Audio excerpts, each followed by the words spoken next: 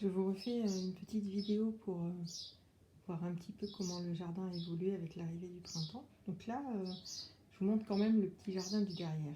Donc, depuis mon bureau, quand je télétravaille, voilà, j'ai ce petit jardin. Donc là, on a une terrasse qu'on espère carrelée. Voilà. Et j'ai ce jardin. Alors, j'ai fait beaucoup de choses. J'ai essayé de créer des petites terrasses parce qu'il est en pente et je me dis que ça m'aidera à le structurer. Alors c'est pas fini, c'est vraiment en cours tout ça. Hop, j'essaie d'avancer sans me casser la figure. Voilà, donc c'est un petit truc en profondeur qui est orienté nord et voilà. Donc là ici c'est l'endroit où j'aimerais mettre le récupérateur d'eau parce qu'on a toutes les eaux des toits du voisin, de l'écurie, etc. qui arrivent là. Et que je n'ai pas d'arrivée d'eau dans ce jardin. Donc ce serait bien pour arroser. C'est aussi pour ça que j'attends avant de planter, de faire des plantations, parce que j'ai pas de moyen d'arroser ce que je planterai. Voilà. Donc voilà, c'est vraiment un tout petit bout de jardin. Et là, ce que j'aimerais, c'est comme c'est très à l'ombre,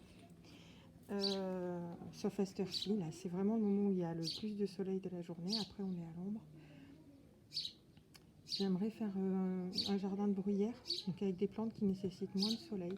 C'est pour ça que j'ai regroupé là les camélias, les azalées, les noisetiers, et puis j'aimerais bien y mettre aussi l'érable rouge. Donc voir comment je structure tout ça. Là j'ai déquiché le long de la maison. Déjà ça m'évite d'avoir trop d'humidité dans la maison. Et puis ça va me permettre d'avoir une petite allée. Je vais faire des petites marches en pierre. Là j'utilise les matériaux locaux comme toujours. Et ça me permettra d'atteindre le fond du jardin et ici par contre d'avoir tout un espace avec des bruyères et des azalées, des choses comme ça. Voilà. On a fait un banc avec le manteau de la cheminée qu'on a cassé. Voilà, on fait de la récup. Voilà, donc ça c'était le petit patio. Et puis je vais passer au grand jardin de l'autre côté. Alors je reprends sur le grand jardin pour vous montrer un petit peu l'évolution depuis la dernière fois. Donc la glycine, elle a juste explosé. C'est un bonheur. On a les parfums qui rentrent jusque dans la maison quand on laisse les portes ouvertes. Voilà. Ça va chez le voisin, il est très content. Si jamais je la coupe, je me fais gronder.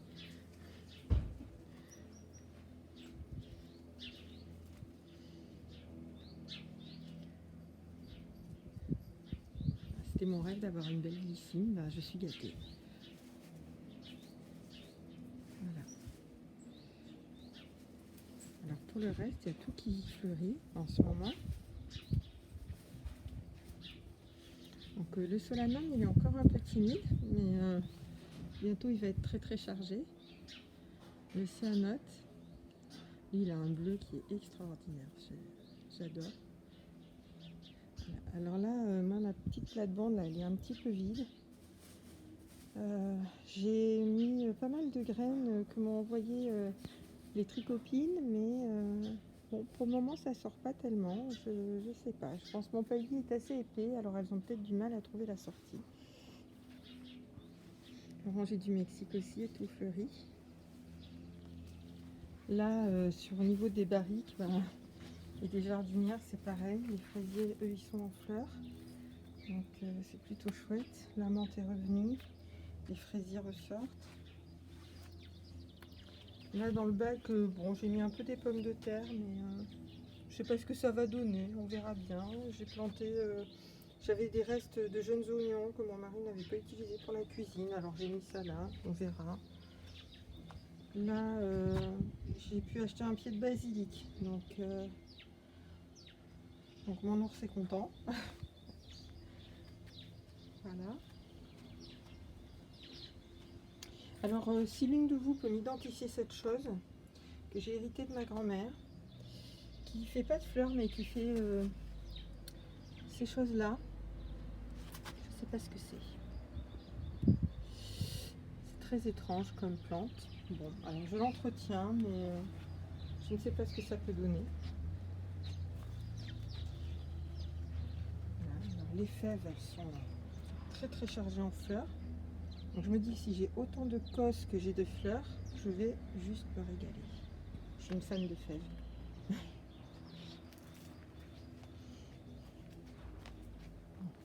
Le lilas, lui aussi il a sorti les fleurs. Le pervenche. Alors le Pierre de Ronsard, il y a 2 roses qui sont en préparation, mais pour le reste, c'est encore tout en bouton. La verveine, elle commence à sortir. C'est pas mal. Alors là, ici, j'avais amoncelé plein de déchets végétaux. J'ai vidé un sac de terreau. Je sais pas trop ce que je vais y mettre parce que là, à cette heure-ci, c'est au soleil, mais après, tout le reste de la journée, c'est vraiment à l'ombre à cet endroit. Donc, il me faut des plantes qui aiment quand même pas mal l'ombre. À réfléchir. Voilà. Ici, pareil, j'ai pas planté grand-chose pour le moment. Je me dis que j'y mettrai peut-être mes petits essais de carottes et de pommes de terre que je fais en ce moment dans la maison. Alors, je sais pas si j'arrive à vous montrer. Oui, les groseilles sont en route. Voilà. Et alors là, j'ai créé une nouvelle plate-bande. Alors j'ai essayé de faire ça sous forme de butte permacole. C'est un peu raté. Ça ressemble pas du tout à une butte. Mais bon, j'ai creusé, j'ai décaissé, j'ai mis des branches mortes tout au fond du trou. J'ai rajouté des branches que j'ai prises. Alors j'ai pris du chèvrefeuille, j'ai pris du laurier, j'ai pris du sureau, j'ai pris plein de choses vertes que j'ai mises par-dessus. J'ai mis une couche de compost, j'ai mis de la cendre et j'ai remis la terre que j'avais creusée. Voilà, pour faire cette espèce de plate-bande, on verra bien. Et puis, comme mon pépiniériste m'a livré, on a mis des tomates. Donc c'est pour ça que j'ai fait un petit treillis pour qu'elles puissent s'agripper. Et puis plein de fraises, parce que les fraises, j'en ai déjà plein dans la maison, mais en fait, c'est pas suffisant pour la consommation qu'on a. J'ai un mari très friand de fraises, donc j'aimerais bien arriver à être un peu autonome en fraises, parce que ça nous coûte un bras tout ça. Voilà, et de l'autre côté, donc devant la future serre, on a la capucine qui est très heureuse ici. J'ai planté également des tomates, un poivron, un piment, et puis un petit test, la pépinière proposait des patates douces. Alors j'ai découvert du coup que la patate douce en fait c'était une hippomée, mais c'est une variété bien particulière pour qu'elle soit bonne et qu'elle ait un bon goût sucré. Et puis j'ai encore des petits oignons, j'en ai mis un peu partout. Voilà. Et puis j'ai des choses qui sortent parce que j'avais mis des graines. Alors j'avais mis des graines un peu de tout, de courgettes, d'aubergines. Je sais pas là, il y a des choses qui sortent, mais je ne sais pas ce que ça va donner. J'avais même mis des graines de tournesol. Voilà.